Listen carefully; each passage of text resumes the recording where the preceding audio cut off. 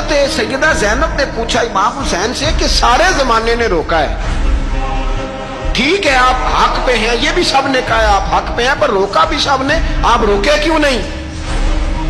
تو ابن کثیر اور ابن اسیر لکھتے ہیں کہ امام حسین رو پڑے، کہنے لگے بہن میں رک جاتا، پر میں نے رات کو نانا مصطفیٰ کو خواب میں دیکھا ہے۔ تو حضور نے فرمایا حسین اگر آج یہ رواج پڑ گیا نا یزید جیسے لوگوں کا تو قیامت تک پڑا رہے گا، پھر لوگ کہیں گے کوئی نکلا نہیں تھا تو ہمیں بھی نکلنا، پھر لوگ ظالموں کے سامنے گردنیں جھکانے کے عادی ہو جائیں گے۔ میں کہتا رہتا ہوں، کہہ رہا ہوں، کربلا کی جنگ کفر اسلام کی جنگ نہیں، کفر اسلام کی جنگ نہیں کربلا کی، کیونکہ یزید تو بڑا پکا نمازی تھا، خطبہ دیتا تھا وہ تو۔ جب امام حسین رضی اللہ تعالیٰ عنہ نے کربلا کے میدان میں جمعے کا دن تھا تو یزید کے سامنے کو بات کرنی شروع کی عمر بن سعد کے سامنے، تو عمر بن سعد کہنے لگا حسین زیادہ باتیں نہ کر، ہمارا جمعہ لیٹ ہو رہا ہے، جنگ کے لیے تیار ہو، فٹافٹ آ، اہل بیت نبوت کو قتل کریں گے اور قتل کے بعد پھر نماز پڑھیں گے اور پھر کہیں گے اللہم صلی علی محمد وعلی آل محمد، اسی نماز میں پھر درود بھی پڑھیں گے۔ یہ کیسا مرتبہ ہے، کیسا انداز ہے، دوستی قاتل سے بھی مقتول سے یارانہ بھی۔ امام حسین نے حر بن یزید امام حسین سے کہنے لگا مجھے حکم ہے آپ کو روکنے کا، آپ آگے نہیں جا سکتے۔ امام صاحب نے فرمایا وجہ زمین اللہ کی ہے، اس نے کہا آپ بیعت نہیں کر رہے، یزید کی حالات آپ کے حق میں درست نہیں ہے، آپ نہیں جائیں گے۔ امام روک گئے۔ ظہر کی نماز کا وقت ہوا تو حضرت علی اکبر امام حسین کے بڑے صاحبزادے انہوں نے اذان ظہر پڑھی تو حر بن یزید کے لشکر نے امام حسین کے پیچھے نماز ادا کی۔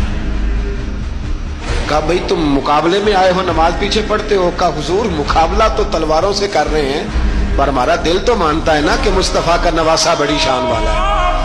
حر بن یزید نے 3 نمازیں لشکر سمیت امام حسین کے پیچھے پڑھی ہیں، 3 نمازیں، ظہر اثر اور مغرب۔ پھر امام حسین کے سامنے شرائط پیش کی کہ آپ کو یہاں گھیر لیا گیا ہے، یہاں آپ بیعت کریں گے، یہاں جنگ کریں گے، 2 ہی باتیں۔ امام حسین نے فرمایا نہیں بھائی بیعت تو میں نہیں کرتا، اس کے علاوہ تم جو کہتے ہو میں کرنے کو تیار ہوں۔ اس نے خط لکھا، عبید اللہ ابن زیاد کو ایک بندہ دوڑایا پیچھے کوفے، چند میل پہ کوفہ تھا، کہا وہ نہیں مان رہے، کیا کرنا؟ تو حسین ابن علی ہے، میں زیادہ دیر انہیں روک بھی نہیں سکتا۔ انہوں نے پیغام دیا حر بن یزید کو کہ کرنا کچھ بھی نہیں، ان کا پانی بند کر دو، بلیک میل کرو، کھانا پانی نہیں ملے گا، چھوٹے چھوٹے بچے ہیں خود ہی مان جائیں گے۔